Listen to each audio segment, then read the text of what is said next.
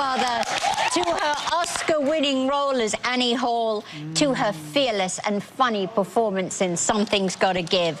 Our first guest is a true original and one of the most beloved movie stars in the world.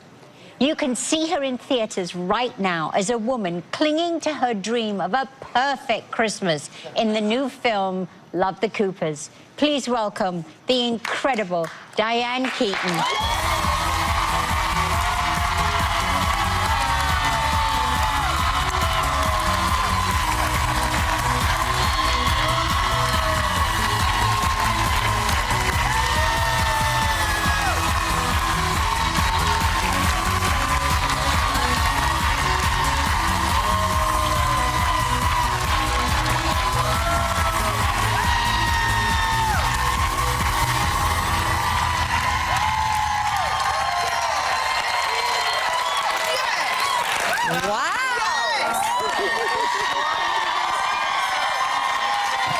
Here we are. Oh, dear. Thank you so much. Thank a lot. Thank you. So what a bunch of women. Ooh. And we love the Coopers. But before we discuss your latest film, we would love to touch on some of the other iconic films you've been in, starting with The Godfather.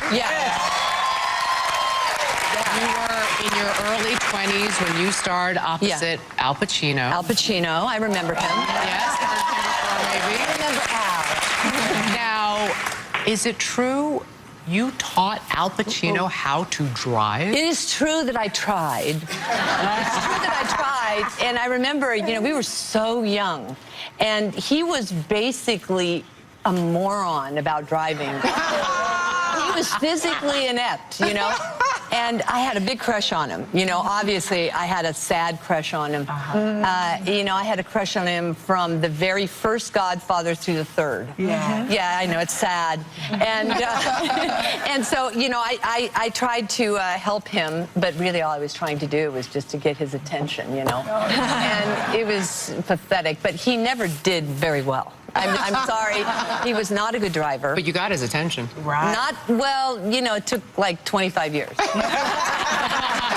took like 25. Well, whatever, you did. For a while, not long. You did date, but we did date later on. Wow. Okay. Yeah. So it worked. He didn't learn how to drive, but you got it worked. Now, you girls have a problem. We do. Now, as we mentioned, you won an Oscar for Annie Hall. Yeah. 1970. Annie's style is still linked to you. It's just such an incredible look. So how did you come up with it? I heard you were really instrumental in creating it. Well, you know, it was happening on the streets then. We're talking about the 70s, right? Like kind of the late 70s. No. Am I right? Mid-ish, mid-late-ish. So, you know, I would, you know, I lived in New York City, and downtown Soho is like, you know, it was really trendy. And I remember that I just would copy what people were wearing on the street, you know, that I liked. And also, you know, I've always been really attached to the concept of hiding myself. So, you know, that's progressed. And, you know, as you can see, so, you know, a hat is my friend, you know, and I didn't wear one today, even though all I ever want to do is wear a hat, you know, and as you can see, I like to keep every body part closed. So that separates me. But my feeling is that, you know, it's always good to frame yourself well. I want to ask you, Diane, about Warren Beatty, because... You don't want to know. We all do. We all want to know. I understood that you had a bit of a crush on him when you were a teenager, but then you actually got to date him when you were making the film Breads, and he was directing He was directing. Well, I feel like you've locked up all your crushes. Like, you're like batting 1,000 right now with these guys. That's the way to do it. I didn't do really well. So when you were working on Breads, you were dating at the time, and I understand he was a very painstaking filmmaker, lots of takes, kind of very exacting. So what was it like? How difficult was it to be working with this very exacting director while you were also dating him when you weren't? Yeah, well, you know, I mean, Reds was that was a movie that it took about a year to make. And Warren likes to work, and Nancy Meyers kind of like, I don't know if you're familiar with Nancy Meyers or Something's Got to Give. I mean, she's really good. Both of them are really meticulous perfectionists, and they like to do a lot of takes.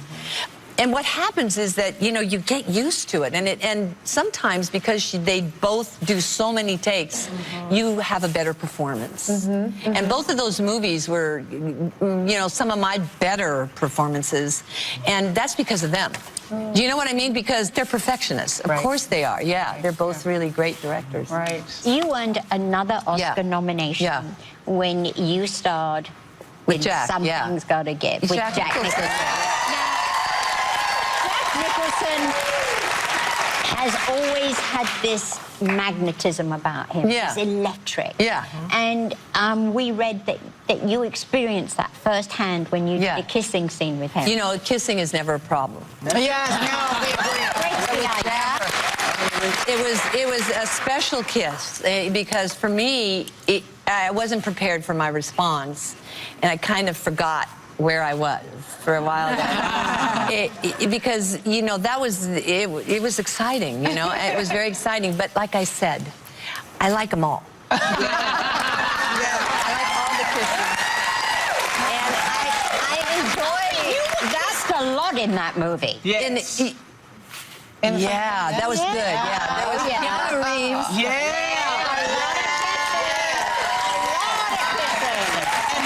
You broke his heart for Jack Nicholson in that movie. I thought that was the bomb. You was like, come on. So wait, I gotta ask you about this other movie, Mr. Soulful, where you got to kiss Mel Gibson, right? That was good too. Okay. That was really nice. Okay, but you got to kiss other people in the screen test. Who did you get to kiss, and how good kisses were they? Well, the screen test, you know, in Mrs. Soulful, which probably you haven't seen that movie, but I played a warden's wife in, you know, the late, you know, 18th century, 19th century, and I was, you know, I fall in love with a prisoner, and it's, you know, obviously Mel Gibson, right? So then I had the part. So some of the young men were auditioning, and one of them was Tom Cruise. Yes, Tom Cruise. He was a baby, right? And I was about 40, and he must have been, who knows? I mean, what was he? 22? I don't know. I mean, whatever. But what happened was that I remember kissing him and thinking the director couldn't go with him, because when I touched his skin, it was like a rock. Really? You understand what I mean? He was so tight that I felt like this is criminal what I'm doing.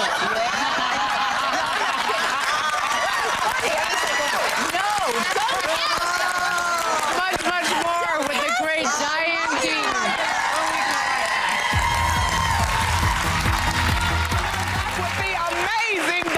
Keaton now. Okay, so Love the Coopers is about a family that's coming together and falling apart during Christmas time. So tell us about your character, Charlotte. So tell us, what makes her tick? Tell us something about her. Well, I think she has a big problem.